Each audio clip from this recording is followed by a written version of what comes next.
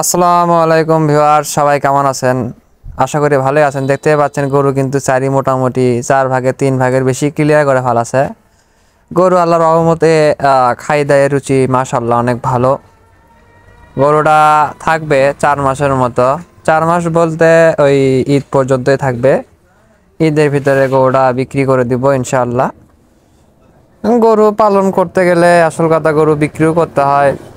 আর আজকে আমি সাধারণ একটা বিষয় আমি দেখলাম, যেটা হচ্ছে হাড্ডি ষাঁড় গরুর যে সেক্টর। আমি তো পালতেছি এখন সাইওয়াল জাতের একটা অরিজিনাল ষাঁড় গরু। বাট আমি হাড্ডি ষাঁড় বলতে এটাই বোঝাচ্ছি যে ওই যে গাভী গরুগুলা আর কি, বাচ্চা ছাড়া গাভী, খালি গাভীগুলা, ওই গরুগুলোর দিকে লক্ষ্য করলে দেখা যাবে যে আপনারা কিন্তু চাইলে ওগুলোর উপরে ভালো একটা প্রজেক্ট করতে পারবেন। 3 মাসের প্রজেক্ট, যেটা আসলে অনেক লাভজনক হতে পারে আপনার জন্য। কিন্তু এই লাভ করার জন্য সর্বপ্রথম কি করতে হবে জানেন ভিউয়ার্স? সর্বপ্রথম আপনার যাচাই বাছাই করে দেশি জাতের গাভী কিন্তু মোটেও ক্রয় করা যাবে না। ক্রয় করতে হবে ফ্রিজিয়ান জাতের লম্বা চওড়া হাড্ডি দেখে কিছু গাভী, এবং বয়স অতিরিক্ত বেশি হওয়া হবে না। মানে ধরে নেন একদম শেষ বয়সে একটা গাভী কিনলেন, কারণ শেষ বয়সী গাভীগুলো নেওয়া আসলে খুব রিস্ক। দেখা যাবে যে নিয়ে আসার পরে সে নিজের পায়ের উপর দাঁড়াতেই পারছে না সকালে ওঠার পরে। তো এগুলা প্যারা নেওয়ার তো কোনো দরকার নেই, তাই না? 4 দাঁত কিংবা 6 দাঁতের, সর্বনিম্ন 6 দাঁত, আর 4 দাঁত হলে আরো ভালো হয়। আর 2 দাঁতে যদি পান তাহলে তো আরো ভালো।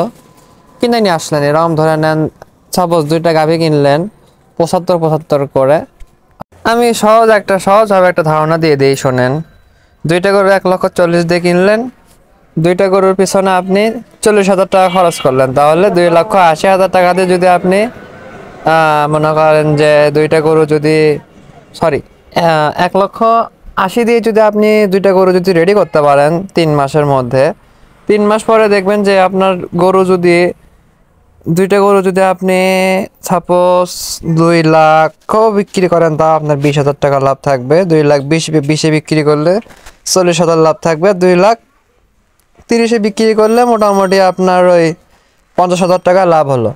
আলহামদুলিল্লাহ, আমি এটাই বোঝাতে চাইলাম যে আপনারা যদি চান, নতুন তাদের উদ্দেশ্যে একটাই লাইন, 3 মাসে 50,000 টাকা ইনকাম করতে চাইলে 2টা ক্রস জাতের লম্বা চওড়া, বেশি একটা হাড্ডিও নেবেন না, বেশি একটা মোটাও নেবেন না, মাঝারি মানে ক্যাটাগরির গরু, যেগুলো আর কি আনার 5 থেকে 10 দিন পরে কৃমিনাশক করে লিভার টনিক দেওয়ার পরে ওই ভিটামিন খাওয়াইলেন বা ভিটামিন ইনজেকশন করে নিলেন, এডি করে নিলেন, নিয়ে মনে করেন আপনারা চাইলে ফ্যাটেনিং করতে পারবেন। এবং এর পাশাপাশি যদি ভাবেন যে আমি গরুগুলাকে লং টাইম রাখতে চাই, যদি গরু হিটে আসে কিনে নিয়ে আসার পরে ধরলেন 10-15-20 দিন পরে, আপনি চাইলে বাসায় যদি কোনো ষাঁড় গরু থাকে সেটা দিয়ে ক্রস করে নিলেন, কিংবা ডাক্তারকে ডাকিয়ে মনে করেন যে গরুর বডি ওয়েট বা গরুর কোয়ালিটি হিসাবে আপনারা একটু নিম্ন কোয়ালিটির গরু ষাঁড়ের একটু মনে করেন যে দিয়ে বীজটা দিয়ে নিলেন। এতে করে আপনার গরু যদি গাব হয়ে যায়, তখন 3 মাস পরে আসল কথা গরু যদি ডাক ওঠে তাহলে গরু গাব হয়নি। আর যদি গরু না ডাকে তাহলে বুঝবেন যে গরু আলহামদুলিল্লাহ গাব। তো তারপরে আপনি চাইলে কিন্তু হাটে যেয়ে কিন্তু 3 মাসের গাব বলেও কিন্তু আপনি গরুটাকে বিক্রি করতে পারবেন ইনশাআল্লাহ। মোটামুটি লাভ হয় হয়তো বা। আর আমি যে গরু পালতাছি এটা তো আসলে কি লাভ হবে না লস হবে, আই হ্যাভ নো আইডিয়া। এখন সময় মতো বুঝতে পারবো, কারণ আমি আবার যে প্রজেক্টে হাত দিই সেটাই আমার কাছে কঠিন হয়ে দাঁড়ায়। প্রথমে বাছুরে হাত দিলাম, তারপরে একটু মধ্যম বয়সী বাছুরে হাত দিলাম, এখন আবার 2 দাঁতের একটা গরুতে হাত দিছি। দেখা যাক বাঁশ খাইতে খাইতে কোন পর্যায়ে আমি পৌঁছাতে পারি। যেহেতু আমার বাঁশের গল্পটা একটু বেশি, লাভের গল্পটা অনেক কম। কিন্তু একটা কথা কি জানেন, যারা বাঁশ বেশি খায় তারা কিন্তু অনেক বেশি জ্ঞানী হয়ে যায়। তো আমি এই অল্প কিছু মাসে গরুর সেক্টরে মোটামুটি বহুত ধারণাই লাভ করছি, বহুত গরুর বিষয়ে বহুত ধারণা লাভ করছি, এবং অসুখ বিসুখ বিষয়েও মোটামুটি একটা ধারণা আমার হয়ে গেছে যে কোন গরুর কি অসুখ হয়, হ্যান ত্যান অসুখ হলে কি করতে হবে। ইঞ্জেকশন কিন্তু এখনো করা আমি শিখিনি, কোন গরু কতটুকু পরিমাণ ইনজেকশন করা লাগে, ভিটামিন খাওয়ানো লাগে, এসব বিষয়ে কোনো রকমের ধারণা আমার নাই। তবে ইনশাআল্লাহ খুব তাড়াতাড়ি আমি এগুলোও শিখবো। কারণ এগুলো জিনিস যদি আমি সাধারণভাবে নিজে যদি না শিখতে পারি, তাহলে আমার ডাক্তারের যে ভাতা বা ডাক্তারের যে খরচ, এটা বহন করতে গেলে আমার মনে করেন যে লাভের ভাগ টিয়া খাবে, এরকম একটা বিষয়। দেখবেন যারা ছোটোখাটো খামারি কিংবা বড় বড় খামারি, তারা কিন্তু ম্যাক্সিমাম গরুর চিকিৎসা কিন্তু নিজে হাতেই করে, এবং এটা কিন্তু আসলে দেখে দেখে শেখা যায়। আগ্রহ থাকতে হবে। ধরে নেন আপনার খামারের একটা গরুর এই সমস্যা হয়েছে, আগ্রহ থাকলে হচ্ছে। এখন আমার ধান্দা আছে যে যখন আমার খামারে 2-4টা গরু হবে একসাথে, তখন আমি ইনশাআল্লাহ একটা গরুর উপরে মানে এক্সপেরিমেন্ট করব আর কি, যেটার দাম সব থেকে কম সেটার উপরে। কারণ ভয় তো লাগারই কথা, যদি 19-20 কিছু হয়ে যায় তখন। যাইলা হোক, ধৈর্য ধরে আছি, কি যে হয় কপালে আল্লাহ ভালো জানে। আর গরুর গোয়াল ঘরে যে সাইজ দেখতে পাচ্ছেন, এটাই অনেক কিছু। এরা সময় এমন ছিল, আমার গোয়াল ঘর দেখে আমারই হাসি লাগিচ্ছিল। এখন তা গরু শুয়ে বসে থাকতে পারে, মোটামুটি একটা স্পেস তাও তৈরি করে নিছি। তার পিছনেও কিন্তু ভালো টাকাই খরচ হয়ে গেছে, মোটামুটি আমার 60,000-এর মতন খরচ হয়ে গেছে। যে টাকা দিয়ে কিন্তু একটা বাছুর গরু বা একটা হাড্ডি গাভী কেনা সম্ভব। আর এই হাড্ডি গাভীর প্রতি আমার একটা ঝোঁক চলে আসছে। তো এই গরুটা খালি একবার সেল হয়ে গেলে, আল্লাহর রহমতে সেল হয়ে গেলে, আমি হাড্ডি গাভীর প্রতি একটা ঝোঁক নিব ইনশাআল্লাহ। যদি লাভ করতে পারি তাহলে তো হয়ে গেল, বোঝেননি? আর একবার যদি লাভ করতে পারি তাহলে আমি বারবার ওটাই করব। শুধুমাত্র ঈদের আগে এই ধরনের সুন্দর সুন্দর সাইওয়াল জাতের বা দেশাল জাতের গরুগুলো আমি তুলবো ঈদে সেল করার জন্য। তাছাড়া আমি অন্যান্য সময় ওই গাভী গরুর উপরই একটা টার্গেট নিব। মোটামুটি এখান থেকে আমি দুধ পাবো, 2-1 কেজি যেটাই হলো দুধ পালাম। ধরলাম 1 কেজি 1 লিটার দুধের দাম হচ্ছে 70 টাকা আমাদের এখানে। তো যদি 2টা গাভী থেকে যদি আমি 4 লিটার দুধও পাই, তাহলে হচ্ছে হলো কত, 70 140 280 টাকা যদি আমি গাভী থেকে পাই 2-2.5 মাস পর্যন্ত, তাহলে কিন্তু মোটামুটি দেখা যাবে যে দুধ যদি দুধ সেল করে আমার 2 গাভীর মধ্যে একটা গাভীর কিন্তু খাবার খরচের টাকাটা উঠে আসলো, এবং আর একটা গাভীকে আমি মনে করেন যে নিজের পকেটের টাকা থেকে খাওয়ালাম। এতে করে দেখা যাচ্ছে যে দিন শেষে বা মাস শেষে 2-3 মাস পরে আমার লাভ কিন্তু ভালোই হবে, খারাপ না। মাশাআল্লাহ, এটা একটা ভালো বুদ্ধি। এই জন্যই তো আমি দেখি যে গাভী গরু সেক্টর কেন মানুষেরা করে আর কি, গাভী গরু মোটা তাজাকরণ কেন মানুষ করে, এটা আমার বোঝা হয়ে গেছে।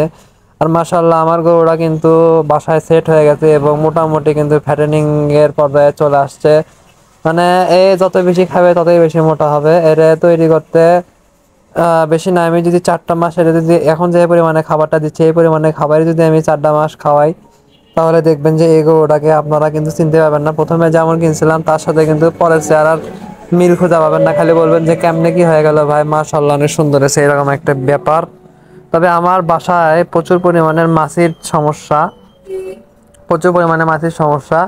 তাই আর কি আমি বলবো যে এই মাছি দূর করার জন্য কোনো যদি বুদ্ধি থাকে তাহলে সেটা দিবেন। মশা দূর করার জন্য না হয় কয়েল দেওয়া যায়, কিন্তু এই মাছি কেমনে দূর করবো জানি না। তবে ভাবলাম যে কেরোসিন তেল গরুর পায়ে দিয়ে দেবো প্রত্যেকদিন, কেরোসিন তেলের স্প্রে। কিন্তু ভাবি যে কেরোসিন তেল যদি ভুল করে আবার সাইডে খায়ালে, তখন তো আবার ফুড পয়জন হতে পারে বা গরু মারাও যেতে পারে, এরকম একটা ভয় কাজ করে। তাই কেরোসিন তেল দেওয়ার সাহস পাই না।